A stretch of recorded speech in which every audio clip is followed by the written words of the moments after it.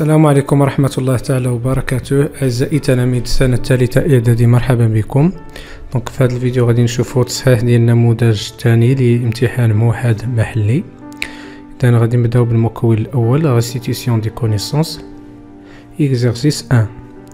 Le tableau ci-dessous représente un groupe de molécules alimentaires. إذا قال لك هذا الجدول هذا كيمثل يعني واحد المجموعة ديال جزيئات غذائية. دونك لي موليكول alimentaires اللي عندنا كاين عندنا 1 لاميدون، 2 اسيد اميني، 3 ليبيد، وهنا عندنا A acide gras، B glucose، C protéines. إذا لا كيستيون A souligne les molécules alimentaires complexes. قال لك سطر على الجزيئات الغذائية اللي معقدة. إذا لاميدون هنايا اللي هو النشا، لاسيد اميني أحماض أمينية، وعندنا لي ليبيد اللي هما الدهنيات، لي زاسيد غرا أحماض الدهنية، الجليكوز و بروتيدات. إذا بطبيعة الحال لي موليكول أليمونتير كومبلكس كيما كنعرفو هما لاميدون. دونك لاميدون اللي هو النشا هو سكر معقد. إذا سيت اون موليكول كومبلكس. إذا كاين لاميدون، وعندنا لي زاسيد اميني هادو النتيجة ديال الهضم ديال لي بروتيد، دونك ماشي معقدة. لي ليبيد الدهنيات كذلك. لي زاسيد غرا هادو النتيجة ديال الهضم ديال لي ليبيد، دونك ماشي معقدة. لي جليكوز حتى هو دونك كينتج على الهضم ديال النشا، هما مبسط، سكر مبسط. ولي بروتيد اللي هما البروتيدات كذلك هي جزيئات معقدة. إذا هادو هما الثلاثة اللي عندنا، لاميدون، ليبيد، بروتيد. B donner le résultat de la digestion de ces molécules. قال لك عطينا النتيجة ديال الهضم ديال هاد الجزيئات. إذا بالنسبة للاميدون اللي هو النشا، بطبيعة الحال نتيجة الهضم ديال الاميدون شفنا في الدرس هو الجليكوز، فوالا.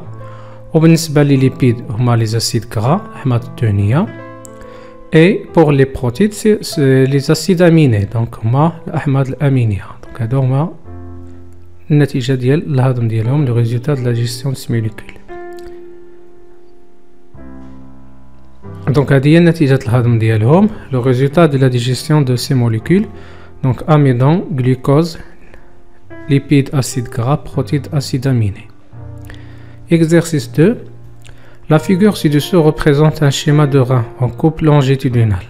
Légender la figure. إذا قال لك هاد الوثيقة هادي كتمثل إذا رسم تخطيطي ديال الكلية. دونك تعطاو لنا يعني في طول مقطع طولي، إذا وطلبوا منا باش ليجونديو لا فيغور، يعني نعطيو لها الأسماء ديالها ديال هاد الأرقام هادو. إذا كما كتلاحظوا معايا هنايا عندنا لو سونس دو كولمون دو سون، يعني اتجاه ديال الجريان الدم. دونك عندنا لا فليش هنايا الدم خارج. إذا هاد العرق هذا كيخرج الدم من الكلية، دونك في اتجاه بطبيعة الحال القلب. وهنايا هذا كيجيب الدم بطبيعة الحال هنا الدم الداخل. دونك هذا الدم اللي كاين على مستوى هذا العرق الدموي فيه الدم الداخل الى الكلية. اذا هذا اللي كيخرج الدم كنسميوه دونك بطبيعة الحال باللغة العربية اللي هو الوريد. دونك وريد كلوي بالفرنسية بطبيعة الحال هو لا فين غينال. 2. دونك هذا لاختير الشريان، لاختير غينال. 3. دونك 3 هو هاد لا ستركتور اللي عندنا هنايا اللي كيتشكل فيها البول. دونك هادو هما اللي هو لو تيوب يورينير، الانبوب البولي. او بور 4 هذا لورتير اللي هو الحليب، فوالا. Exercice 3. Les figures 1 et 2 ci-dessous représentent deux phases consécutives du cycle cardiaque.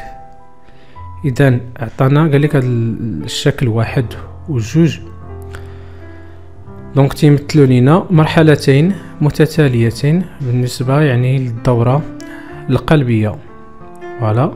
دونك عندنا فيغور 1 هنايا وعندنا فيغور 2، فوالا. نشوفوا لي كيستيون.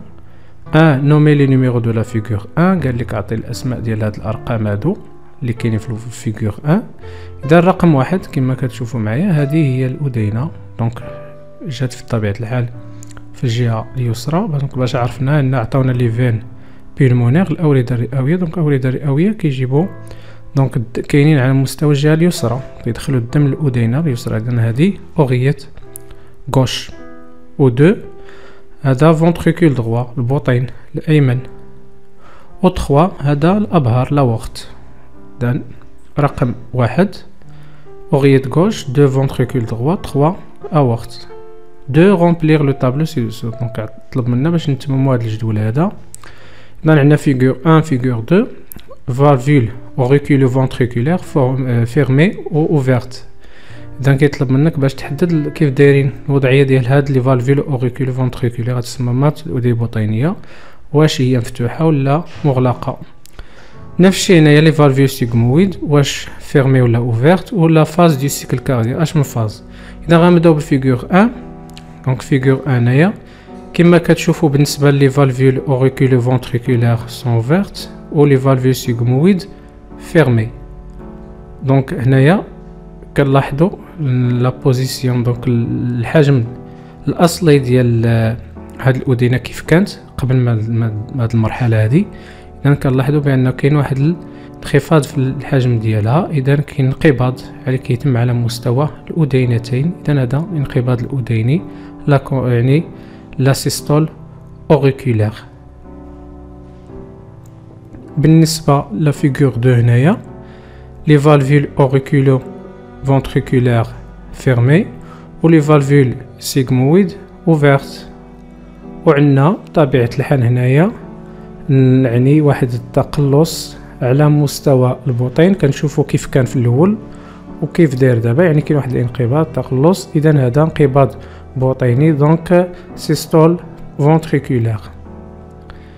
اذا بالنسبه فيغور 1 فالفول اوريكولو فونتريكولير اوفيرت sigmoïde fermé, la phase c'est la systole auriculaire. Pour 2, donc il est fermé, les valvules sigmoïdes ouvertes ou la phase il y a systole ventriculaire. Donc on chauffe le mot الثاني raisonnement scientifique et communication écrite graphique. Exercice 1. Kamal est un adolescent âgé de 14 ans pratiquant des activités quotidiennes normales. Il a pris des quantités quotidiennes d'aliments simples. Donc قال لك كمال هو مراهق، العمر ديالو دونك 14 سنة، كيمارس يعني أنشطة يومية عادية. دونك خدا واحد الكمية عادية من الأغذية البسيطة. Le graphique ci-dessous représente l'apport nutritionnel quotidien، يعني هاد المبيان اللي عندنا هنايا كيمثل لنا الإمداد الغذائي اليومي et les besoins quotidiens pour كمال، يعني والحاجيات اليومية ديالو طبيعة الحال من الأغذية البسيطة. إذا هنايا عندنا لا كونتيتي داليمون سامبل اون غرام، دونك من الصفر حتى ل 700. وهنايا عندنا هاد لي غراف هادو ديال لي غلوسيد، هاد الأعمدة لي هيستوغرام ديال الجلوسيد. هنايا جلوسيد اون غرام، ليبيد اون غرام و لي بروتيد اون غرام. اذا هنايا باللون الاسود هذا لابور نيوتريسيونيل، يعني داكشي اللي تناول شحال هو الامداد الغذائي ديالو، يعني شحال الخدا ديال السكريات، دونك 600 غرام. وشحال كيحتاج في اليوم، دونك خدا هو 600 غرام في اليوم، كيحتاج 400 غرام في اليوم. ها هو هنايا لي بوزوان كوتيديان، الحاجيات اليوميه ديالو من السكريات. نفس الشيء هنا بالنسبه لي ليبيد، دونك كنشوفوا بان لابور نيوتريسيونيل كان فيه 130 غرام وهو كيحتاج 110 غرام، و لي بروتيد 92 غرام دونك في لابور نيوتريسيونيل، و لي بوزوان يعني 90 غرام. Question 1. Comparer l'apport nutritionnel quotidien en lipides et en glucides de Kamal avec ses besoins quotidiens en ces aliments. قال لك باش يعني نقارنوا لابور نيوتريسيونيل كوتيديان بالنسبه ديال لي ليبيد ديال الدهنيات ولي غلوسيد عند كمال مع لي بوزوان كوتيديان، مع الحاجيات يعني اليوميه ديالو من هاد الاغذيه هادو. اذا ملي كنرجعوا هنايا بالنسبه لي ليبيد او دونك طلبوا منا هنا ليبيد وغلوسيد، غنرجعوا لي غلوسيد ولي ليبيد ها هي. دونك لابور نيوتريسيونيل مكنو دونك هو الامداد ديال هذاك الشيء اللي تناول، دونك كان 600 غرام بالنسبه للجلوسيد قلنا، ولكن هو شحال كيحتاج فقط لي بوزوان كوتيديان غنقارنوا مع 400. نفس الشيء بالنسبه للليبيد، هنا 130 بالنسبه لابور نيوتريسيونيل و 110 بالنسبه لي بوزوان كوتيديان. اذا دائما كنلاحظوا بان لابور نيوتريسيونيل فهو اكبر من لي بوزوان كوتيديان عند كمال بالنسبه لهاد الاغذيه هادو اللي هما لي غليسيد السكريات ولي ليبيد اللي هما الدهنيات.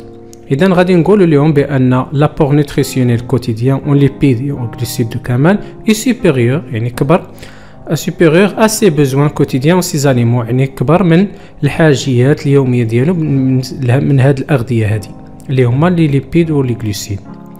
السؤال الثاني calculer la valeur énergétique de cet apport nutritionnel quotidien. قال لك حسب القيمه اللي هي الطاقيه ديال هاد الامداد هذا الغذائي اليومي. اذا طبيعه الحال دونك هو هادشي اللي يتناول في اليوم دونك مكنو باش يحصل على 600 غرام من لي غليسيد و 130 غرام من لي ليبيد و 92 غرام بالنسبه لي بروتيد. اذا غنحسبوا لابور حنا عرفنا دابا شحال داكشي اللي خدا كله في اليوم شحال كميه ديال السكريات شحال ديال لي ليبيد وشحال لي بروتيد. دونك 600 غرام بالسكريات و 130 غرام بالنسبه لي ليبيد و 92 غرام بالنسبه لي بروتيد. كنعرفوا كل غرام شحال كيحرض الطاقه. دونك بالنسبه للسكري لي غليسيد وبالنسبه لي بروتيد 17 كيلو جول وبالنسبه لي ليبيد 38 كيلو جول. اذا سهل باش نحسبوا اش كتساوي. دونك 600 غرام في 17 كيلو جول زائد 92 غرام في 17 كيلو جول زائد 130 غرام في 38 كيلو جول ونقسموا على 1 غرام دونك كتعطينا 16704 كيلو جول. دونك هذه هي لا فالور انرجيتيك دو سيت ابور nutritionnel quotidien. Donc sachant que les besoins énergétiques quotidiens recommandés pour Kamal est de 2710 kJ. إذن que peut-on déduire؟ قال لك إلا علمتي بأن الحاجيات الطاقية اليومية اللي هي منصوح بها الكمال هي 12510 كيلو جول. قال لك que peut-on déduire اش ممكن لك تستنتج. اذا يعني واش شحال كينصحوا ليه يكون عنده في اللي يحصل ديال البوزوان انرجيتيك ديالو يعني الحاجه الطاقيه ديال المنصوح بها هي 12510 كيلو جول فقط. هو شحال هذيك الاغذيه اللي تناولها شحال مداته بالطاقه عطاتو 16704 كيلو جول. اذا اشنو كنلاحظوا اشنو كنستنتجوا بان لابور اللي هو انرجيتيك عند كمال دونك كبر من لي بوزوان انرجيتيك كوتيديان ريكوموندي. اذا كيخصو يعني انه بطبيعه الحال هذا ما غاديش نهضروا عليه هنا. اش كنستنتجوا حنا اش كنستنتجوا بان لي بوزوان لابور انرجيتيك كوتيديان اي سوبيريور او بوزوان انرجيتيك كوتيديان ريكوموندي بور كمال. هادشي اللي كان ولكن يعني فقط بغينا نضيفوا بان خصو يعني كاين ينقص من الكميه ديال الاغذيه اللي كيتناولها خصوصا يعني السكريات باش يتفادى الاصابه ببعض الامراض. اذا هنا غادي نقول لهم بان لابور انرجيتيك كوتيديان دو كمال اي سوبيريور ا سي بوزوان انرجيتيك كوتيديان ريكوموندي. يعني راه اكثر من تيحصل على اكثر من داكشي اللي كيحتاج ديال يعني بالنسبه للامداد الطاقي للاغذيه متناوله. نشوفوا exercice 2. Le tableau ci-dessous représente la concentration de certaines substances dans 3 niveaux de l'appareil urinaire. قال لك بان هذا الجدول دونك تيمثل التركيز ديال بعض المواد في 3 المستويات مختلفه من الجهاز البولي. اذا عندنا هنايا لا كونسونطراسيون اون غرام بار لتر بالنسبه للو غلوكوز بروتيد يوريا اسيد يوريك. وهنا عندنا لي نيفو دو لاباراي يورينير المستويات ديال الجهاز البولي. اذا نديروا هذا القياس او نيفو دو لورتير يعني نيفو على مستوى الحليب ولا فين غينال ولا ارتير غينال الوريد يعني الكلوي والشريان الكلوي.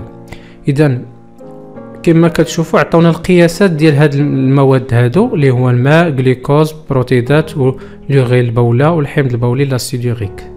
دونك عطانا القياس ديالهم في هاد المستويات الثلاث. Question 1. En se basant sur le tableau ci-dessus et vos connaissances, citez les substances filtrées et rejetées dans l'urine. قال لك يعني اعتمادا على المعطيات الجدول المعارف ديالك سيتي يعني حدد لينا شكون هما المواد اللي كيتم الترشيح ديالها والطرح ديالها في البول. فوالا. اذا هاد حنا كنعرفوا دائما بان لورين يعني لا سورس ديال لورين هي لو سون هي لا فلتراسيون دو سون يعني الترشيح ديال الدم. اذا غادي نشوفوا بعدا شنو هما لي سوبستانس اللي كانوا في يعني اللي كانوا في لو سون كي اريف باغ يعني l'artère arrive باغ لارتير غينال اللي كي يعني تيتنقل يعني بواسطه هذا الشريان الكلوي. اذا هذاك الدم اش كان فيه الماء، دونك لا كونسونطراسيون ديالها هي 920 غرام باغ لتر. كان فيه كذلك غليكوز، كان فيه لي بروتيد او اليوري ولا سيدوريك، دونك هادو هما المكونات اللي كانوا. اذا هنايا اشنو عندنا الدم، هذا الدم المكونات في الدم الخارجي اللي غادي يخرج باغ لا فين غينال. اذا وهذا الشيء اللي كاين على مستوى الاختيار راه هو البول. اذا باش نعرفوا شكون اللي ترشح وداز البول. اذا بالنسبه للماء كما كتشوفوا خارج كذلك كميه دخلت 920 خرجت 910. اذا كاين واحد الكميه اللي دازت فوالا لا سميتو الانبوب البولي، الجوف ديال الانبوب البولي، اذا خضعت للترشيح. وعندنا اذا ها واحد هو الماء. هنا بالنسبه للجلوكوز كما كتشوفوا دخلت 1 غرام باغ لتر، وهنايا في البول صفر ما كاينش، وخرج نيت 1 غرام باغ لتر. يعني هذا ما خدعش، هذا خضع للترشيح ولكن ما طرحش في البول. هو ترشح ولكن ما طرحش في البول، لان في البول هنا في لوغتيغ لقينا الكونسونطراسيون ديالو صفر. البروتيد 70 دخلت 70 خرجت 70 من في الدم نيت، وما كاينش في البول. اذا حتى هو ما طرحش في البول، ني با ريجتي دون لورين. لاختير عفوا بالنسبه لليوري ولا سيدوريك كانوا في الدم الداخل وما كاينينش في الدم الخارج، وكاينين على مستوى ديال لوغتيغ يعني كاينين في البول. اذا هاد الجوج هادو تم الترشيح ديالهم، وفي نفس الوقت تم الطرح ديالهم في البول، لانه لقيناهم على مستوى ديال لوغتيغ. اذا ثلاثه العناصر اللي عندنا كاين الماء وكاين لوغي ولا سيدوريك. لو لوغي اسيدوريك هادو كيترشحوا وكيطرحوا في البول. فوالا دو سيتي لي سبستانس فيلتري اي ريابسوربي كومبليتمون. شكون هما؟ قال لك العناصر، حدد العناصر اللي تم الترشيح ديالها ولكن في نفس الوقت تم الامتصاص يعني الامتصاص ديالها، يعني امتصاص كامل ديالها كلها، يعني تم الامتصاص ديالها على مستوى الانبوب البولي. اذا اللي هما فيلتري راه حددناهم، وكاين لو كاين غليكوز. والبروتيد بيان سور ما كيتمش الترشيح ديالو لانه جزيئه كبيره معقده، دونك هي الجزيئات الصغيره اللي كدوز يعني اترافير ديك لاغلوميرول. فوالا هنايا البروتيد لا لوغي لا سيدوريك، دونك هادو كاين. ولكن شكون هما اللي غياب سوربي يعني خص يبقى التركيز ديالهم كامل، يعني يرجعوا بنفس الكميه بنفس التركيز يعني للدم. بالنسبه للماء دخلت 920 يلا 910 اللي غادرات، دونك هذا ماشي كومبليتمون. غلوكوز وي دونك كومبليتمون، حيت كنشوفوا دخلت 1 خرجت 1 في الدم. ترشح غادي ترشح الجليكوز لانه جزيئه يعني مبسطه صغيره غير معقده، و غادر بنفس التركيز يعني كومبليتمون غياب سوربي. بالنسبه للبروتيد هادو اصلا ما كيترشحوش. لوغي اسيدوريك هادو ما تمشي هاد الامتصاص ديالهم لما كاينينش على مستوى الدم الخارج، اللي لانه في لافين غينال هو 0 بالنسبه للكونسونطراسيون ديالهم. اذا فقط شنو كنلقاو هو الجلوكوز هو اللي كومبليتمون غياب سوربي. 3 سيتي لي سبستانس نون فيلتري يعني غير لم يتم ترشيحها كي ريست دون السون، كتبقى يعني في الدم. شكون اللي ما كيتمش الترشيح ديالو كيبقى في الدم؟ هو الا كان شي جزيئه كبيره وحيده اللي عندنا جزيئه معقده ما غاديش تخضع للترشيح، هي البروتيد. دونك بروتيد هذا هو الجواب، هو اللي يعني لا سبستانس نون فيلتري كي ريست دون لو سون. Peut-on considérer l'urine rejetée dans l'urtère normal justifié؟ قال لك واش يمكن لينا نعتبروا بان البول اللي كيطرح يعني اللي يطرح على مستوى الحالب لورتيغ عادي، ونعللوا الجواب ديالنا. بطبيعه الحال باش تقول عادي ام لا خص تعرف شنو امتى كنقولوا عادي امتى كنقولوا غير عادي، نورمال. اذا نورمال من ما كيكون فيه فقط غير الفضلات وما كيكونوش فيه يعني مواد اللي هي اقتياتيه دي نيوتريمون ما خصهمش يكونوا فيه. هنايا ملي كنرجعوا الجلوكوز لي بروتيد هما هنايا هما دي نيوتريمون يعني مواد اللي هي يعني اقتياتية نافعة للجسم ما كاينينش. اش كنلقاو غير الفائض ديال الماء، وكنلقاو الفضلات اليوغي ولا سيديوريك. مع طبيعة الحال هذا غير جدول مبسط مع فضلات اخرى.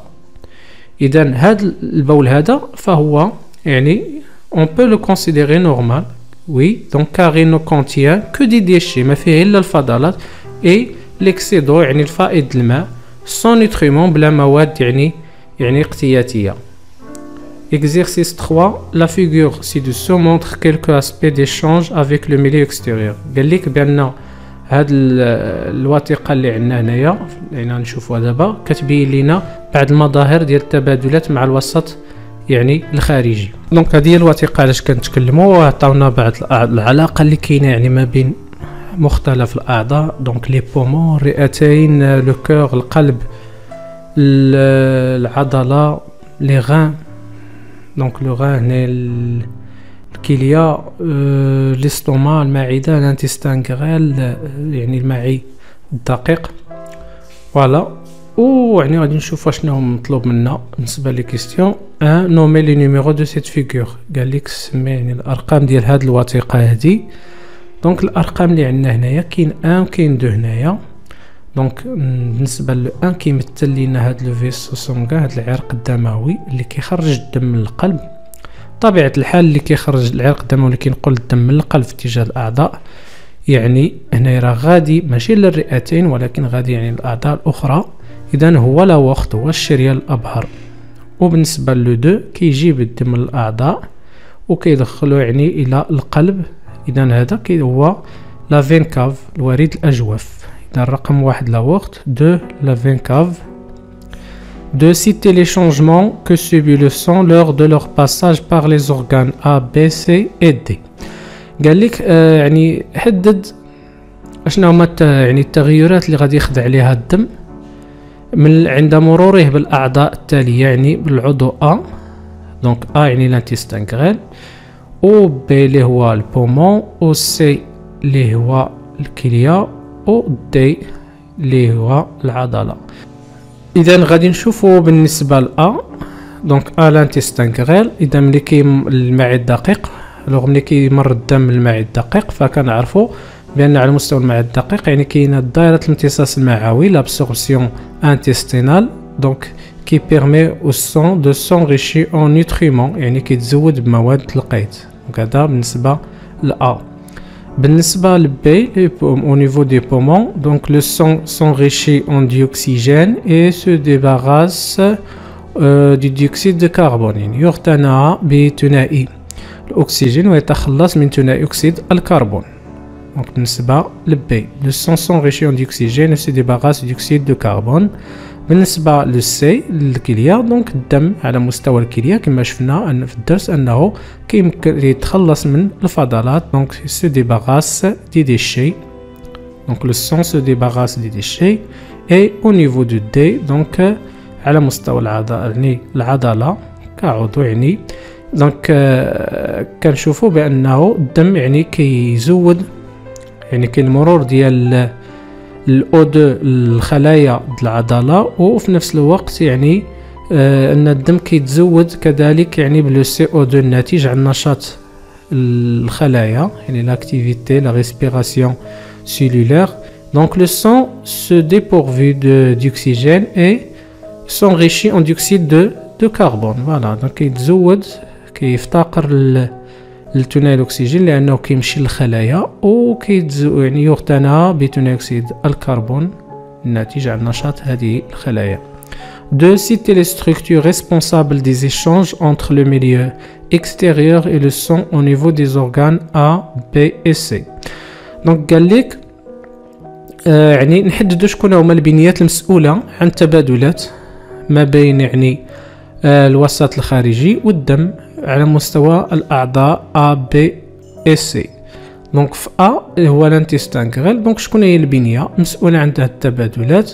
طبيعة الحال على مستوى المعي الدقيق استعقل عليها اللي هي الخلايا، يعني هي الخمالات عفوا المجهرية لي فيلوزيتي انتستينال. دونك au niveau de l'intestin غريل. بالنسبة للبي هما لي زارفيول بيلمونير، الأسناخ الرئوية هي اللي كتمكننا من حدوث تبادلات. وبالنسبة للسي دونك هو لي توب urinaire الأنبوب البولي. دونك هادو هما لي ستركتور ريسبونسابل دو سي زيشونج. دونك إلى هنا ينتهي تصحيح هذا النموذج. أشكركم على انتباهكم وإلى فيديوهات أخرى إن شاء الله. ينصح الخبراء اليابانيين باتخاذ الإجراءات التالية: سبسكرايب، لايك، كومنت، فيفورت.